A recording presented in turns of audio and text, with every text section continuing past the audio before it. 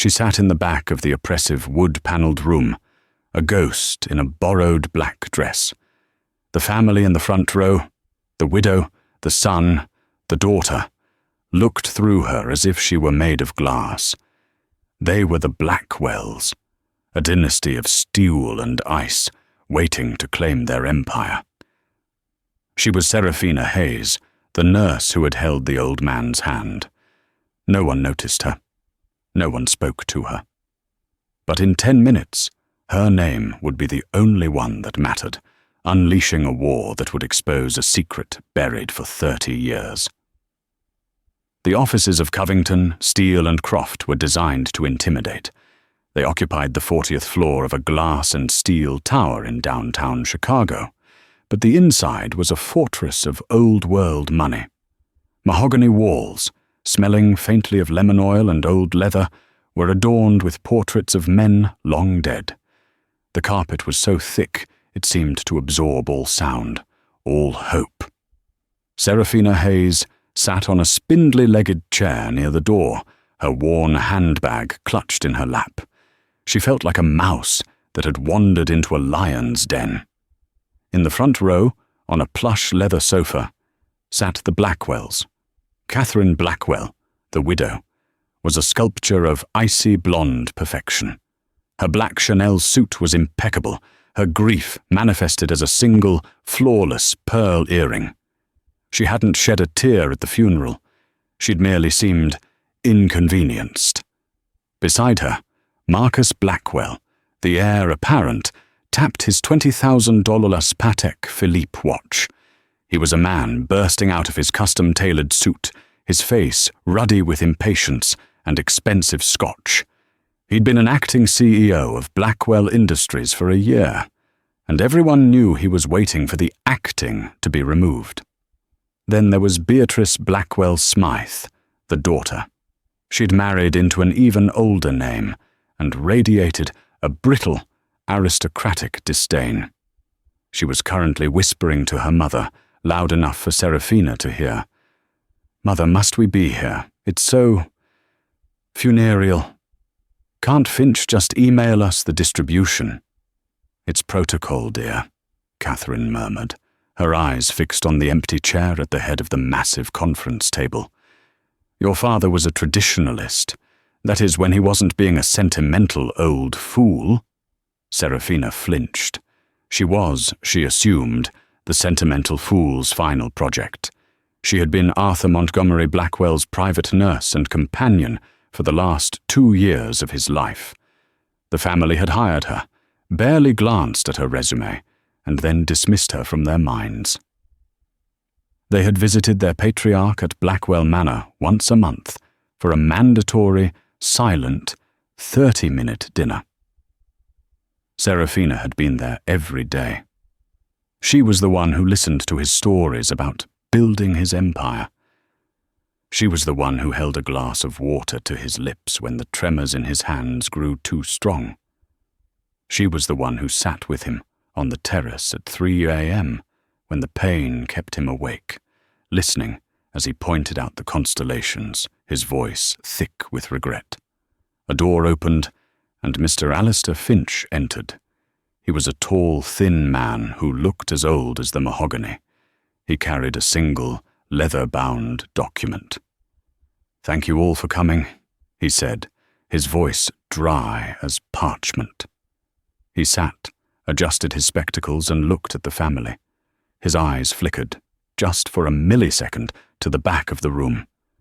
He was the only person who had acknowledged Seraphina's presence, offering her a curt nod when she arrived. "I will now read the last will and testament of Arthur Montgomery Blackwell." Marcus leaned forward, a predatory gleam in his eye. Beatrice stopped whispering. Catherine adjusted the collar of her suit. Seraphina just tried to breathe. She was only here because Mr. Finch himself had called her, insisting it was Arthur's final, non-negotiable request. She expected a small bequest, perhaps enough to pay off her student loans, a final act of kindness. The family, she knew, expected the world. "First, the minor bequests," Finch began. He read off a list, $50,000 to the groundskeeper, $100,000 to the Chicago Symphony Orchestra, $20,000 to his alma mater. With each minor bequest, Marcus's smile tightened. This was just cleaning up the crumbs before the main course. "Now," Finch said, turning a page, "we come to the primary estate." This was it. The air in the room crackled. "To my wife, Catherine Blackwell," Finch read, "I leave the sum of $1 million to be held in trust, from which she may draw an allowance, provided she remains unmarried." The silence was deafening. Catherine's perfectly powdered face went rigid. "$1 million?" Beatrice whispered, horrified. Marcus looked confused. That's the stipend for the guest house. Keep reading, Finch." "To my daughter, Beatrice Blackwell Smythe," Finch continued, his voice unwavering, "I leave my collection of 18th century art, valued at approximately $2 million, on the condition she never sells it." Beatrice let out a small, strangled sound. The art was hideous, and she'd been planning to sell it to fund a new wing on her Hamptons estate. "And to my son, Marcus Blackwell," Finch said, his eyes scanning the page, "I leave my collection of vintage wristwatches and my sincerest hope that he will, one day, learn the value of time." Marcus's face went from ruddy to a deep, dangerous purple. "The watches? That's it? What about the company? What about the house?" "I am getting to that," Finch said calmly. He took a sip of water, seemingly enjoying the unbearable tension. "All the rest, residue and remainder of my estate, both real and personal," he read, "including the 51% controlling stake in Blackwell Industries, the property known as Blackwell Manor and all its contents, the penthouse apartment in New York, the villa in Tuscany, and the entirety of my liquid assets and investment portfolios, valued at approximately $900 million. Marcus was practically vibrating, a grotesque smile spreading across his face. He thought it was a joke, a final test from his father. Finch looked up, over the heads of the family, his gaze landing directly on the invisible woman in the back row. "I bequeath, in their entirety, to Ms. Seraphina Hayes." If a bomb had detonated in the room, it would have been less violent than the silence that followed. Catherine Blackwell's hand, which had been resting on the arm of the sofa, clenched so hard her knuckles turned white. Beatrice's jaw unhinged, her perfectly applied lipstick suddenly looking garish. Marcus was the first to move. He stood up slowly, the heavy oak chair scraping loudly against the floor. "What did you say?" he hissed, his voice a low growl. Mr. Finch did not flinch. He repeated, "I bequeath, in their entirety, to Ms. Seraphina Hayes." "Who the hell?" Marcus spun around, his eyes sweeping the room. "Is Seraphina Hayes?" It was Beatrice who saw her first.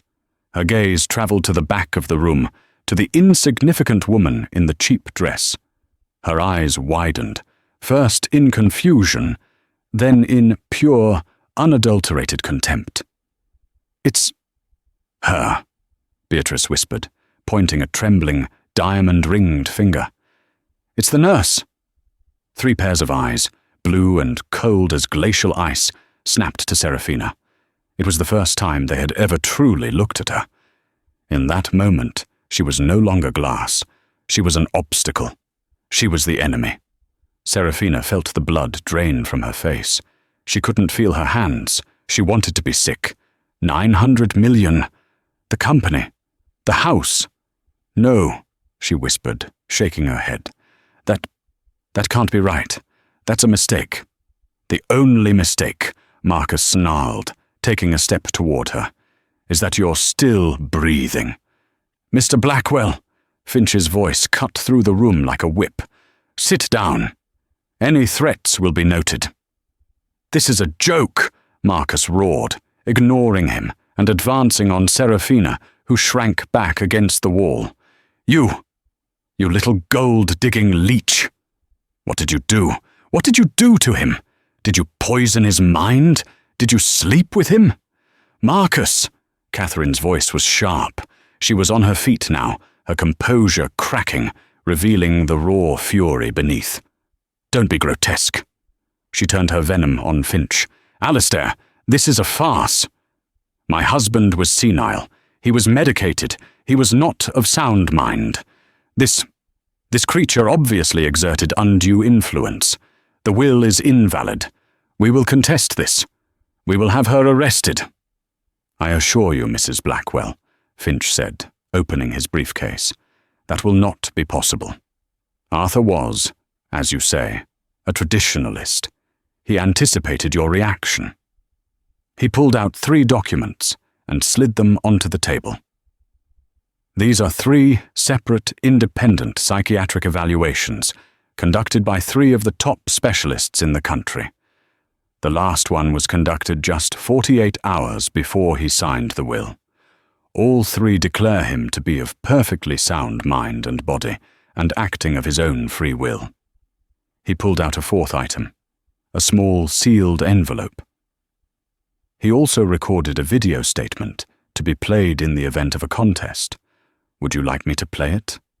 Or shall I save it for the courtroom? Catherine's face was a mask of hatred. She knew, in that instant, that she had been utterly and completely outmaneuvered by her dead husband. Beatrice, finally finding her voice, let out a wail. Our home.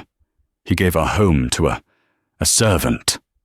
She can't have it, Marcus yelled, his face slick with sweat. I run that company. It's mine. It's my birthright. It appears, Mr. Finch said, standing, that your birthright has been reassigned. Ms. Hayes is now your boss. In fact, she is the boss of all of you. He turned to Seraphina, his expression softening, almost imperceptibly. Ms. Hayes, this meeting is concluded. The Blackwells may see themselves out. He gestured to the door. Marcus looked as if he was going to charge, but Catherine, with a cold, calculating look, put her hand on his arm. Not here, Marcus, she said, her voice dangerously quiet. This is not over. This is far from over. She turned to Seraphina. Her eyes raked over her, from her scuffed shoes to her trembling hands. It was a look of such profound loathing that Seraphina felt it like a physical blow. You may have his money, Catherine hissed, but you will never be one of us. You will live to regret this day. I will burn every penny I have to see you destroyed. Beatrice followed her mother, sobbing. I'm ruined. He's ruined me. Marcus was the last to leave. He stopped in the doorway, looming over Seraphina. He didn't speak. He just pointed a finger at her, then drew it across his throat in a slow, deliberate motion. Then he was gone. The heavy door clicked shut, leaving Seraphina alone in the vast, silent room with Alistair Finch. The adrenaline faded, and her legs gave out. She collapsed back into the spindly chair, her body shaking violently. Mr. Finch, she stammered, tears blurring her vision. I don't understand. Why? Why would he do this to me? This isn't a gift. It's a death sentence. On the contrary, Miss Hayes, Finch said, walking over to her. He pulled a small, heavy, ornate brass key from his pocket and placed it in her trembling hand. This is not a death sentence.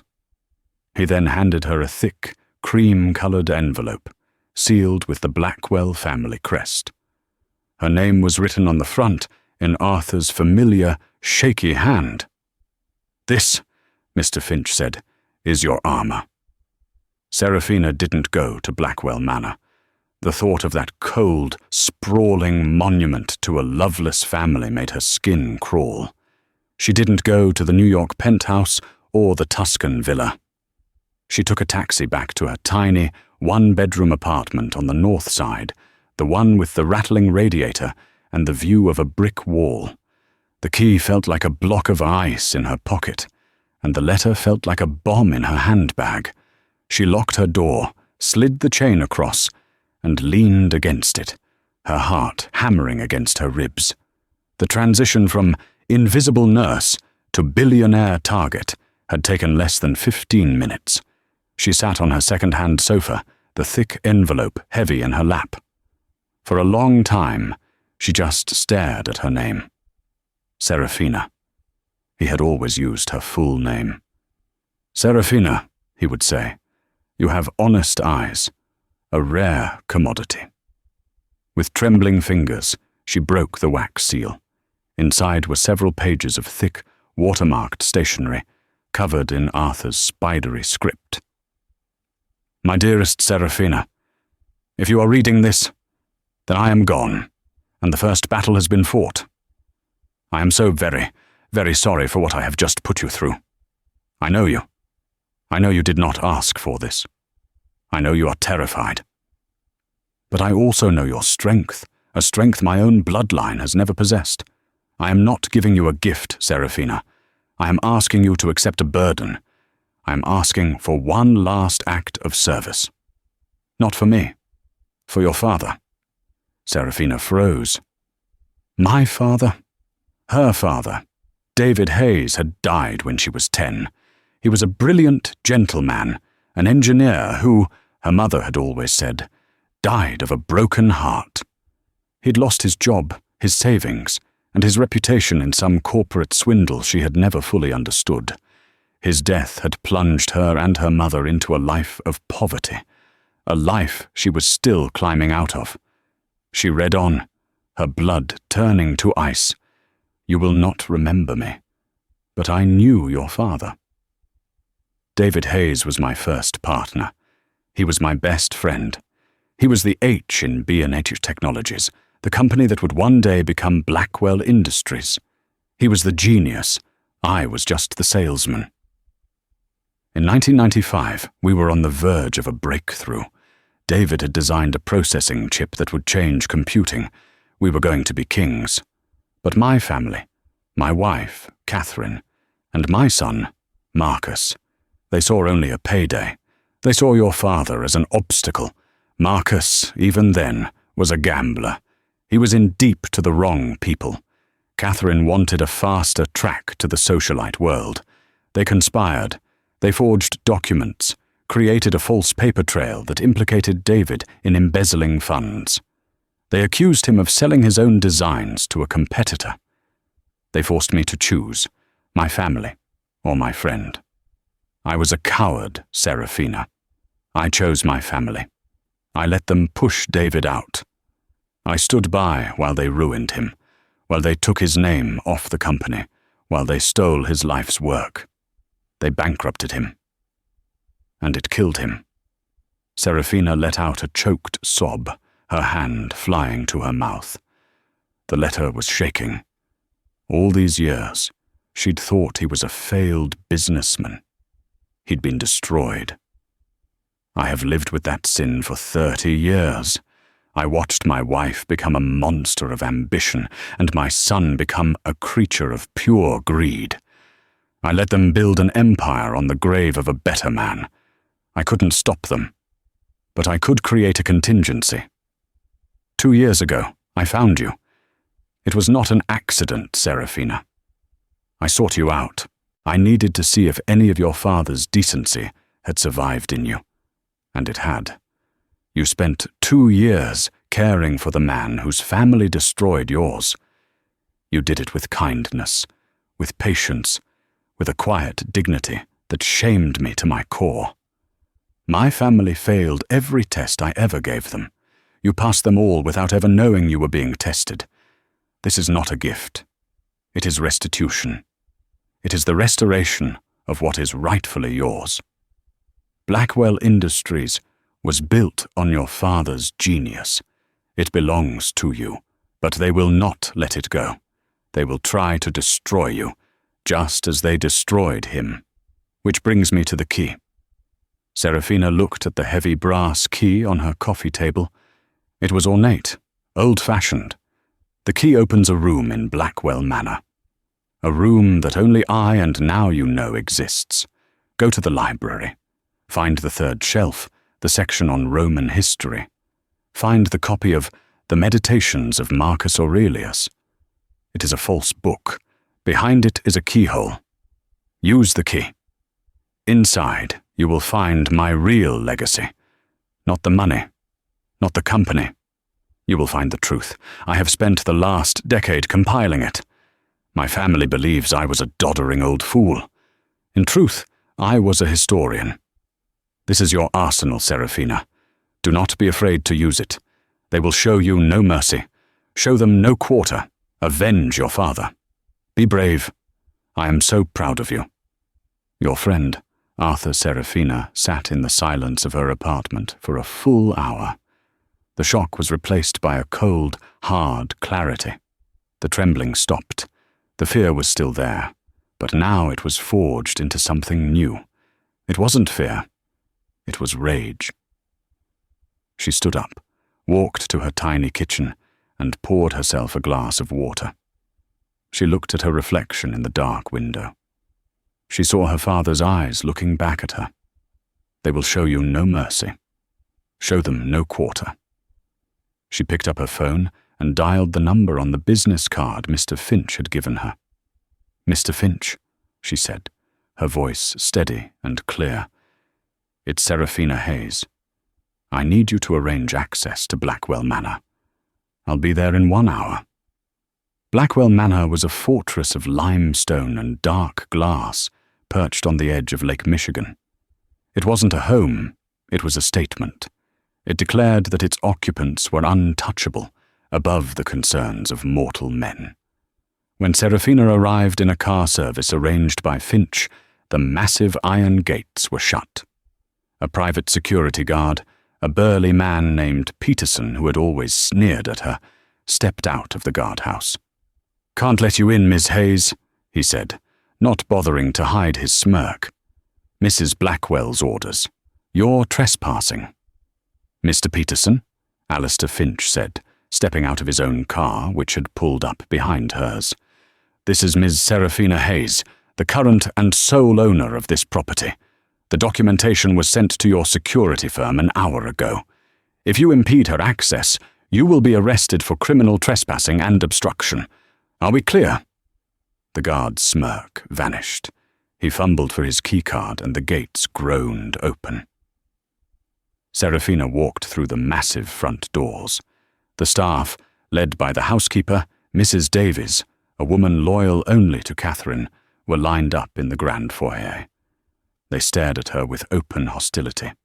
"Mr. Finch, I presume you're here to—" "Inventory," Mrs. Davies said, her voice dripping with disdain. "Mrs. Blackwell is in the drawing room, meeting with her real lawyers." "We are not here to inventory," Serafina said, her voice echoing in the marble hall. She surprised herself with its firmness. "We are here to inspect the library. Please ensure we are not disturbed." She walked past them, not waiting for a reply. She could feel their eyes burning into her back. The library was her favorite room in the house, the only one that had felt like Arthur. It was 2 stories tall, lined floor to ceiling with thousands of books. A spiral staircase led to a second-floor gallery. "Third shelf," she muttered to herself. "Roman history." She found the section. Livy, Tacitus, Suetonius. And there, a dark, red, leather-bound copy of The Meditations of Marcus Aurelius. Her hand was shaking again as she pulled it. It wasn't a book. The spine and front cover were attached to a small, heavy box. Behind it, just as Arthur had written, was a brass keyhole. Finch stood guard at the door. Serafina inserted the heavy key. It turned smoothly, and with a heavy, oiled thunk, a section of the bookshelf clicked and swung inward, revealing a dark, narrow opening. It was a hidden door, perfectly flush with the shelves. "My God," Finch breathed. "I worked for him for 40 years. I never knew." "He said no one did," Serafina replied. She found a light switch and a set of narrow stairs illuminated, leading down. She descended into the darkness, Finch following close behind. The stairs opened into a room that was the complete opposite of the manor above. It was a bunker. The walls were concrete, the lighting was starkly modern, and the air was cool and climate-controlled. It was a private office. One wall was lined with file cabinets, each with a high-security lock. Another held a bank of computer servers, humming quietly. And in the center of the room, on a simple, modern steel desk, sat a single item. A thick, black, leather-bound ledger. Serafina walked toward it. It wasn't a journal. It was, as its title suggested, a record. Printed on the cover in simple gold leaf were 2 words, the David Hayes account. She opened it. The first page was a copy of the original B&H Technologies Partnership Agreement, signed by Arthur Blackwell and David Hayes. The next page was a copy of the forged documents Catherine and Marcus had used to frame her father. And the pages after that. Serafina gasped. It was a meticulous, detailed, and utterly damning record of every criminal and immoral act the Blackwell family had committed for the last 30 years. Arthur hadn't just been grieving, he'd been investigating. He had bank statements, wire transfer receipts, and audio transcripts. He had proof that Marcus had embezzled over $20 million from the company's pension fund to cover gambling debts in Macau, using a series of offshore shell corporations. He had evidence that Beatrice had blackmailed a U.S. senator to get her husband a favorable zoning variance, using photographs she'd paid a private investigator to take. He had a sworn, notarized affidavit from Catherine's former personal assistant, detailing how Catherine had systematically bribed board members and forged signatures to complete the ousting of David Hayes. It was a step-by-step confession of the conspiracy. Arthur had cross-referenced everything, every date, every dollar, every secret meeting. It was a nuclear bomb. This wasn't just grounds to win a civil case. This was enough to send the entire Blackwell family to federal prison for the rest of their lives. "Serafina," Finch said, his voice hushed as he read over her shoulder. This is one of the most terrifying things I have ever seen. He built a gallows and patiently waited 30 years to spring the trap. Serafina turned the page. The last entry was dated just 1 week before Arthur's death. It wasn't a document. It was a note written to her. "They will call you a whore. They will call you a thief. They will use the media to paint you as a villain. They will try to break you. This book is your shield. But it is also a sword. How you use it is up to you. Remember who you are. You are David Hayes' daughter. Make them remember his name." Serafina closed the ledger. The cold, hard anger from her apartment had now settled into a chilling resolve. "Mr. Finch," she said, tucking the heavy book under her arm. "They're meeting with their lawyers. I believe it's time we introduced ourselves." "What are you going to do?" he asked. "Arthur gave me a choice," Serafina said, walking toward the stairs. "I don't think Catherine, Marcus, or Beatrice deserve one." When Serafina and Finch entered the grand drawing room, the scene was one of panicked fury. Catherine, Marcus, and Beatrice were huddled with a team of lawyers. The man leading them was Corbin Thorne, a notorious corporate shark known for his scorched earth tactics. "File an immediate injunction," Thorne was saying. "Claim temporary insanity, undue influence, and gross mismanagement. We'll bog her down in litigation for 20 years. She'll be broke before she ever sees a dime." "Good afternoon," Serafina said, her voice carrying across the opulent room. The group spun around. Corbin Thorne's eyes narrowed, sizing her up. Catherine's face contorted in disgust. "Get out of my house," Catherine snarled. "It's not your house," Serafina replied calmly. She walked to the center of the room and placed the black ledger on a priceless 18th-century mahogany table with a heavy thud. "What is that?" Thorne asked, stepping forward, his professional curiosity piqued. "It's called the David Hayes account," Serafina said. The name hit them like a physical blow. Marcus visibly paled. Catherine, for the first time, looked utterly terrified. Her hand fluttered to the pearls at her throat. I don't know what you're talking about," Catherine stammered. "Don't you?" Serafina asked. "He was my father. He was Arthur's partner. He was the man you destroyed to build this mausoleum." She opened the book. "I'm sure your lawyers will be interested in this." Page 42. A detailed record of Marcus's wire transfers from the Blackwell Industries pension fund to a shell account in the Cayman Islands. I believe the total is $23.4 million. I'm sure the U.S. Attorney's Office will find that fascinating. Marcus looked like he was going to faint. "You're lying!" "Am I? The routing numbers are all here," Serafina said, turning a page. "Or perhaps Beatrice would prefer we discuss page 78, the affidavit from the private investigator you hired to blackmail Senator Thompson. Adultery is one thing, but using it to manipulate a federal contract, that's a RICO-level offense." Beatrice let out a small, horrified squeak. Serafina saved her last look for Catherine.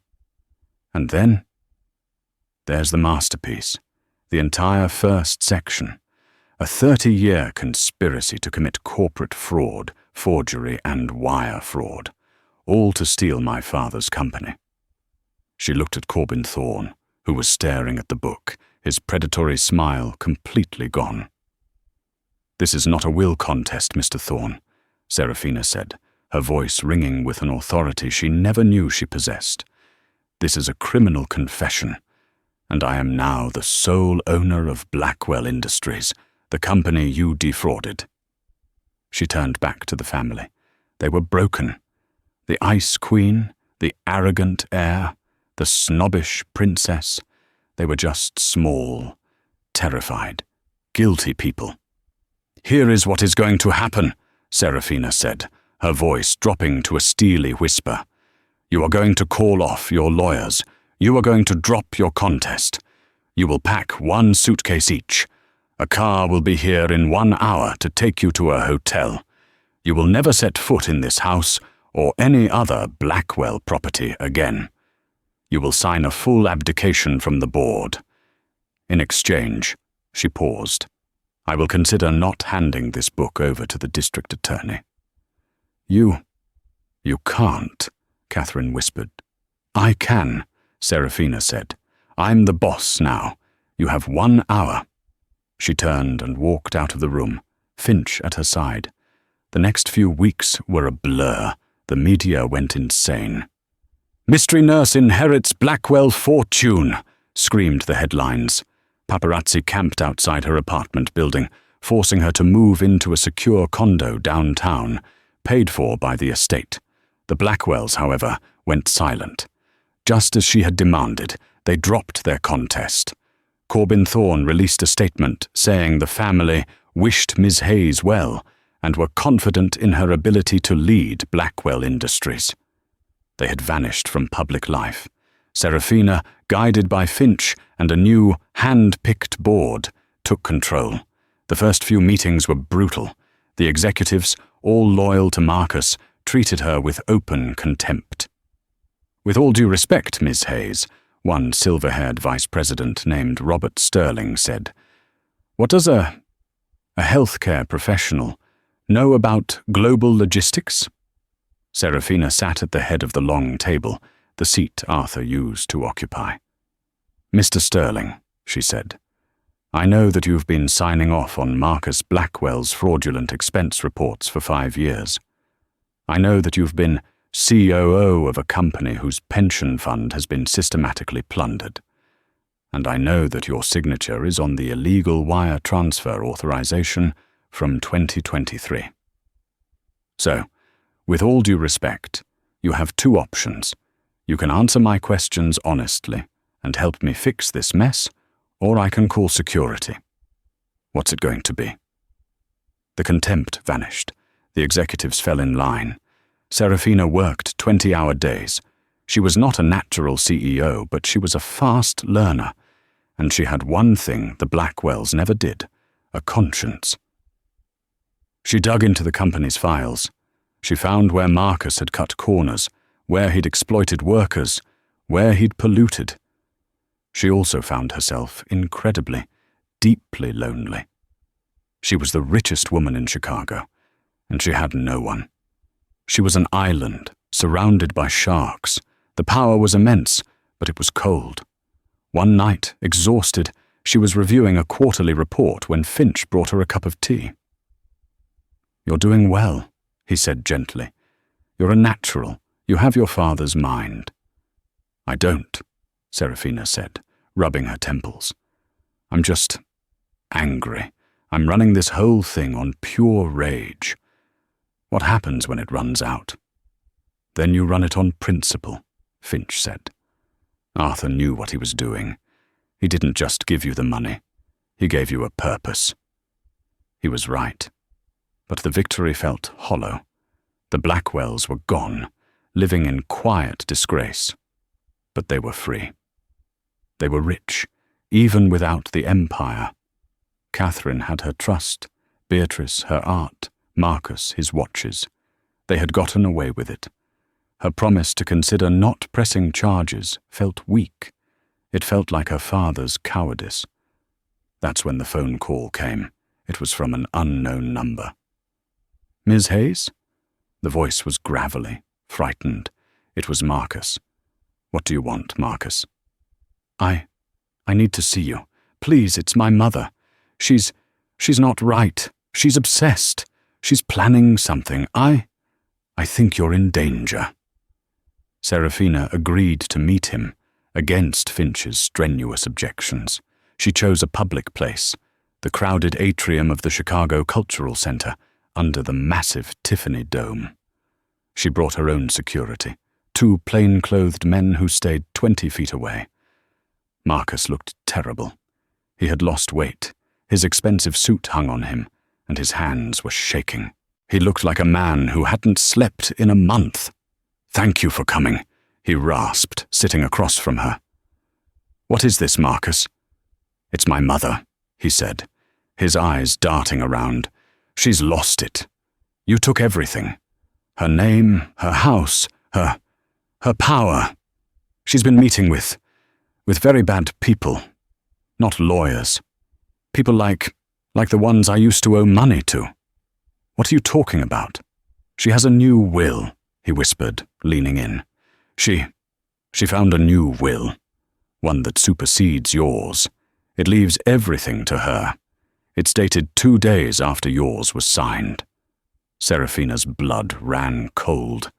"It's a forgery." "Of course it is," Marcus hissed.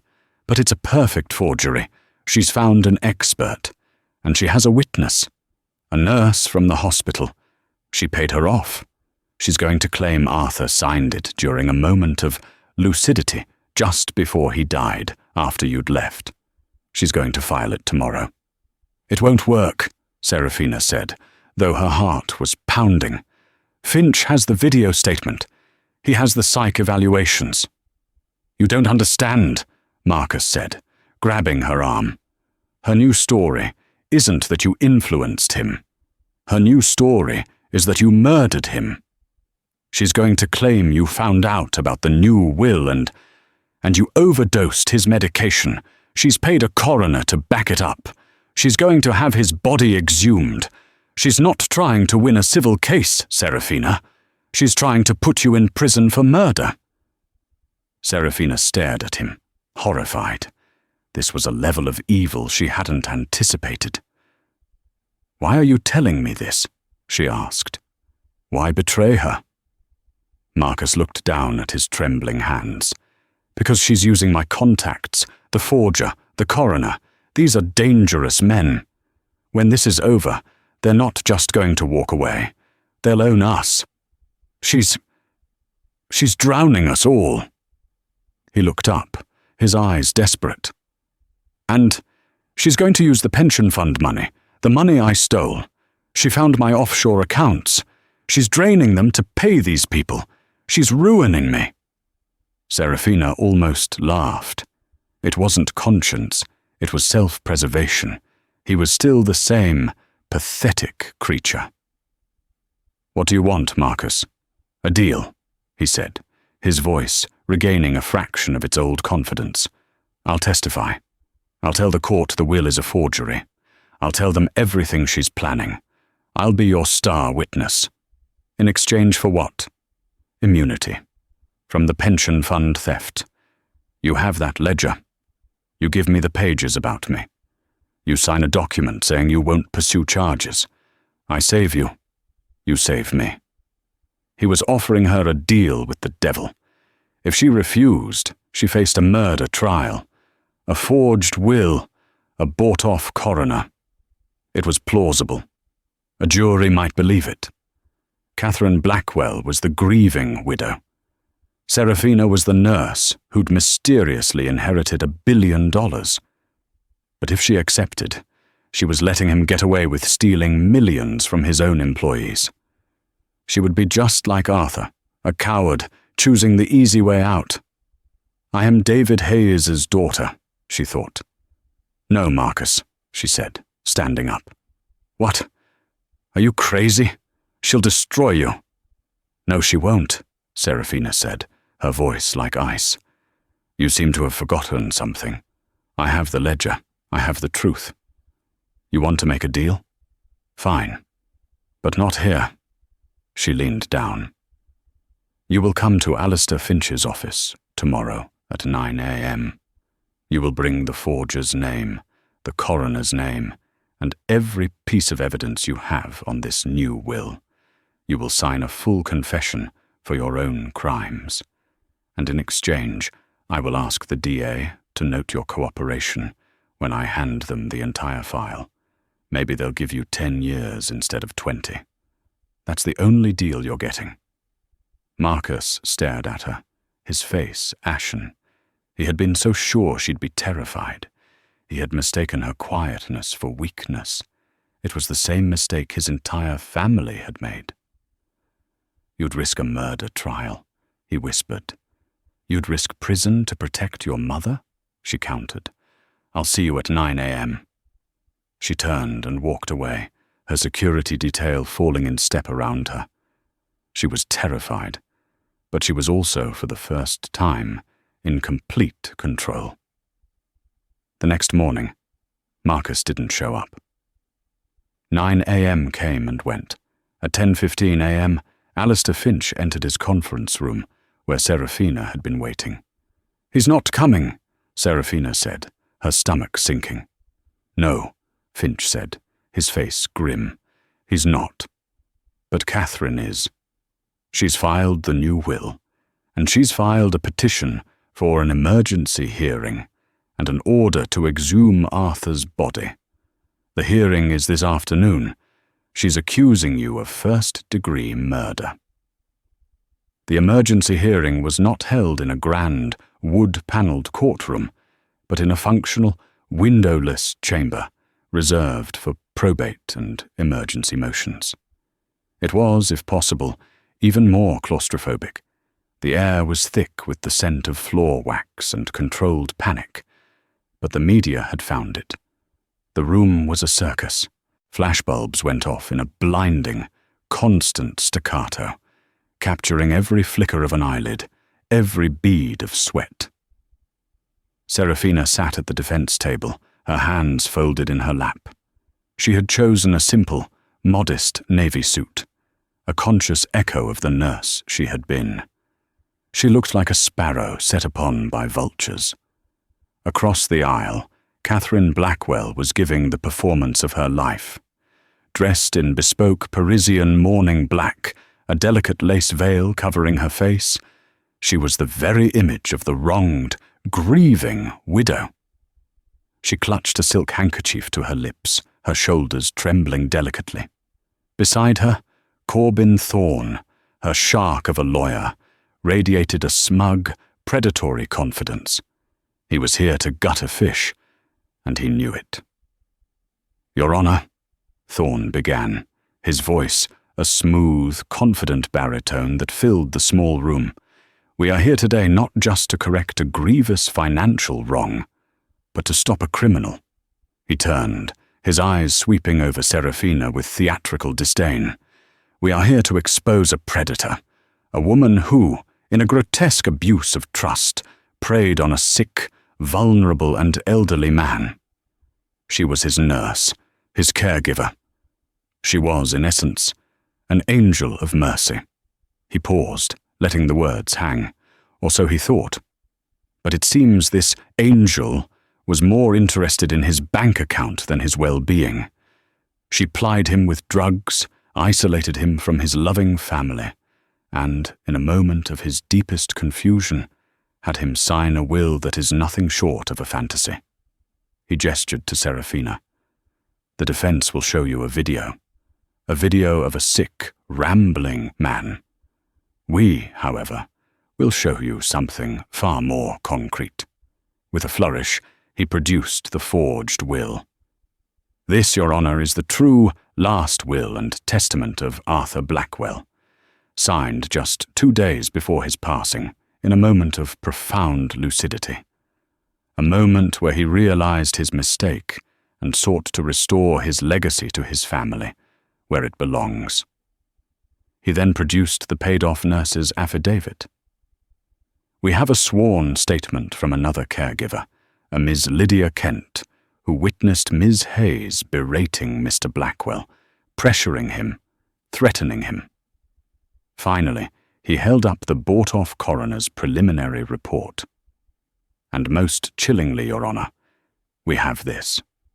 A preliminary toxicology report requested by my client that shows pharmacological inconsistencies in Mr. Blackwell's system at the time of his death. Levels of medication that are not just high, Your Honor. They are lethal." The room erupted in a collective, horrified gasp. The flashbulbs were a solid wall of light. "Killer!" someone shouted from the gallery. "She didn't just influence him," Thorne roared. "When she learned he had written her out of this new, valid will, she silenced him. We are petitioning for an immediate injunction, a full exhumation of the body, and a criminal referral to the district attorney for the arrest of Serafina Hayes on suspicion of first-degree murder." The judge, a stern woman named Helen Price, looked at the report, then at Serafina. Her expression was grim. This was a coherent, damning narrative. The grieving widow, the new will, the medical evidence. "Mr. Finch," the judge said, her voice heavy. "Your response. And it had better be good." Alistair Finch stood. He was the only calm person in the room. He buttoned his suit jacket, adjusted his spectacles, and walked to the podium. "Mr. Thorne, Your Honor, has just told a remarkable story. It's compelling, it's dramatic, and it has absolutely no basis in reality. It is not just a fabrication, it is an active, criminal conspiracy. He has presented a forged will, a perjured affidavit, and a fraudulent medical report, and we can prove it." Thorne laughed. "Proof? You have nothing. A shaky video of a senile man." "Oh, we have more than that," Finch said, his voice quiet but carrying. "Mr. Thorne has built his entire case on a foundation of lies, and we have a witness who will testify to the construction of those lies. The defense calls Mr. Marcus Blackwell." The name landed like a stone. Catherine, behind her veil, froze. Her trembling stopped. She looked at Finch, her eyes narrowing in confusion. "Marcus," she whispered, loud enough for the front row to hear. He's not here." Corbin Thorne looked baffled. "Your Honor, Mr. Blackwell is not on our witness list. We don't know his whereabouts." "Oh, I do, Mr. Thorne," Finch said, turning to the heavy oak doors at the back of the courtroom. "He is at this very moment in the custody of the U.S. Marshals." The doors swung open. 2 marshals entered, and between them, his hands cuffed in front of him, was Marcus Blackwell. He was no longer the arrogant heir. His face was grey, his expensive suit was rumpled, and he looked utterly defeated. The courtroom exploded. This time, the judge had to slam her gavel for a full 30 seconds to regain order. Catherine was on her feet, her veil forgotten, her face a mask of pure shock and fury. "Marcus, what is the meaning of this? What have you done?" "Mrs. Blackwell, sit down," Judge Price ordered. Marcus was brought to the stand. He was sworn in, his hand shaking so badly he could barely raise it. He did not look at his mother. "Mr. Blackwell," Finch began, his voice surgical, "you turned yourself in to the U.S. Attorney's office this morning, did you not?" "Yes." Marcus's voice was a reedy whisper. "In doing so, you provided a full confession regarding several financial crimes, including the embezzlement of over $23 million from the Blackwell Industries Pension Fund." Thorne was on his feet. "Objection. Relevance." "It is profoundly relevant, Your Honor, as it establishes the desperation of this family," Finch countered. "Overruled," the judge snapped. "Continue." "And you also," Finch continued, "provided testimony regarding the matter before us today? Mr. Blackwell, I show you what Mr. Thorne has presented as your father's final will. Have you seen this document before?" Marcus looked at it, then at his mother. Her eyes were burning into him, a look of such concentrated hatred that he flinched. "Yes," he said. "And where did you see it?" "In my mother's study, 2 weeks ago." "Was your father, Arthur Blackwell, present?" "No." "Then who was?" Marcus took a shaky breath. "My mother and a man named Louis Petrov. He's a specialist, a forger." The room was utterly silent. Catherine gripped the table, her knuckles white. "My mother," Marcus continued, his voice cracking, "paid him $200,000 to create that document. She paid Dr. Miles, the coroner, to create the toxicology report. She paid the nurse, Lydia Kent. She was using my offshore accounts to do it, draining them. She was going to frame Ms. Hayes for murder. She said it was the only way to cleanse the family name and get the money back." Catherine let out a sound. It was not a scream. It was a low, animalistic growl. "You spineless, ungrateful, sniveling rat!" she shrieked, lunging forward before a bailiff caught her arm. "I did this for us. I built this family. You were always weak, just like your father." "Mrs. Blackwell, you are in contempt," the judge roared. Corbin Thorne looked as if he'd been struck by lightning. His case, his reputation, had just evaporated. Your Honor, this is clearly a compromised witness, a desperate man trying to save his own skin. He'd say anything." "He's right, Mr. Thorne," Finch said calmly, turning from the chaos. "Mr. Blackwell is a desperate man, and he is trying to save his own skin. That's why we believe him. But his testimony is not our evidence. It is merely the introduction."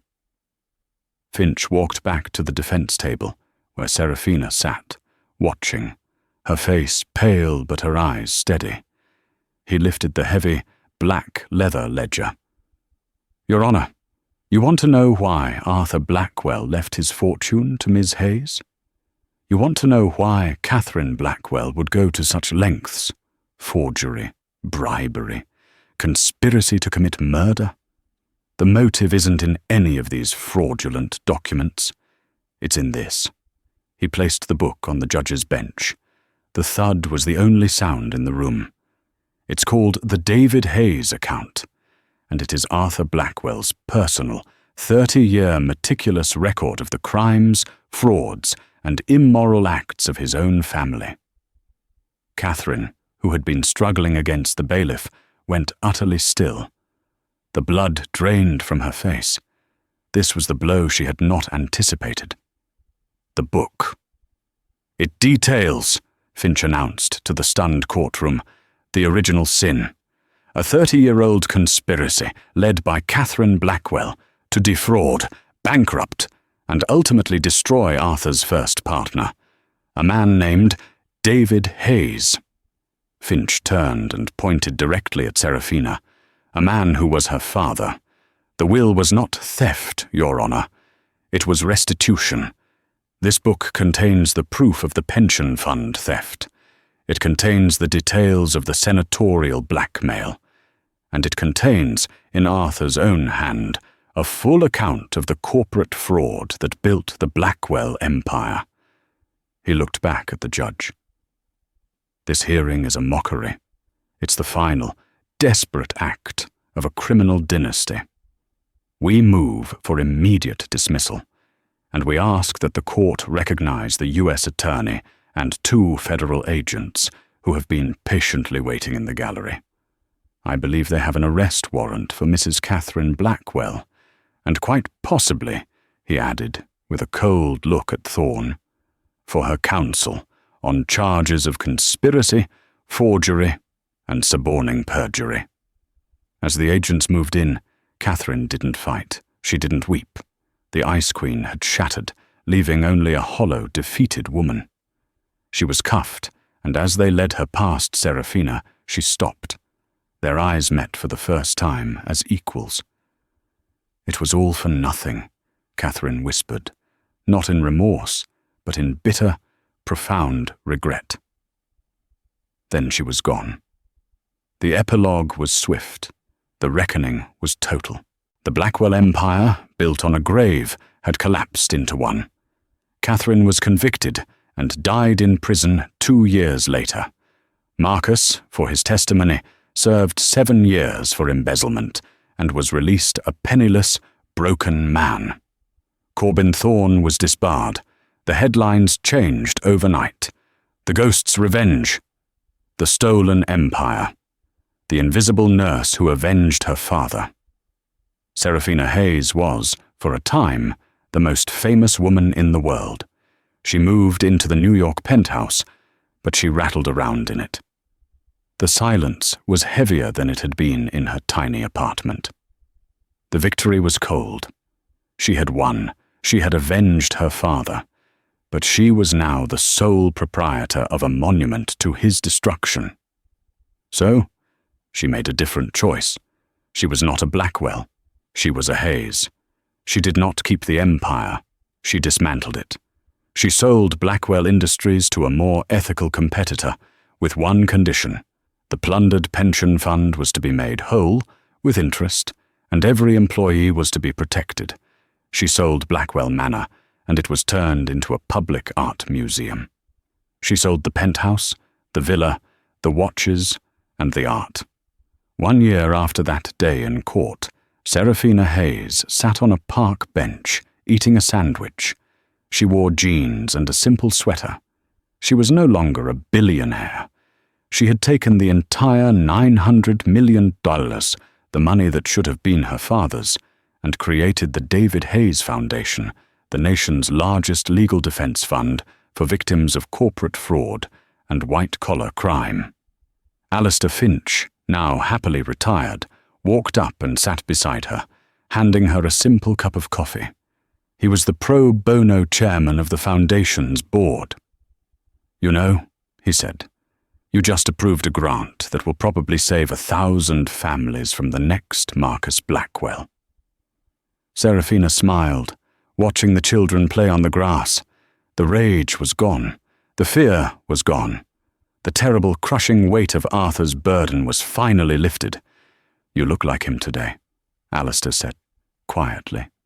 "David. You have his eyes." "Good," Serafina said, taking a sip of coffee. "I'm not rich anymore, Alistair. I'm not a ghost, and I'm not a queen." "What are you then?" She smiled, turning her face to the sun. "I'm free. The world is full of invisible people, those pushed to the side by the rich, the powerful, and the ruthless. Serafina Hayes was one of them, until the moment she was given the power to fight back. But true power wasn't the $900 million. It was the choice she made to not become the monsters she was fighting, but to seek justice for those who had none. What do you think of Serafina's final choice? Was her justice too harsh or not harsh enough? Let us know your thoughts in the comments below. We read every single one. This story is a reminder that the quietest person in the room is often the strongest. If you were moved by her journey from a ghost to a guardian, please hit that like button, share this video with someone who needs to hear it, and be sure to subscribe for more real-life drama every single week. Your support means everything,